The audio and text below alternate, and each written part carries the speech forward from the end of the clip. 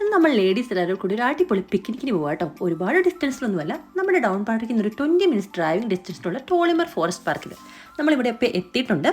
നല്ല അടിപൊളി ഒരു പാർക്കാട്ടോ. അപ്പോൾ നമ്മൾ ചെന്ന ഉടനെ നല്ലൊരു സ്പോട്ട് കണ്ടുപിടിച്ച് കൊണ്ടുവന്ന ഫുഡൊക്കെ അങ്ങ് കഴിച്ചേക്കാന്ന് വിചാരിച്ചു.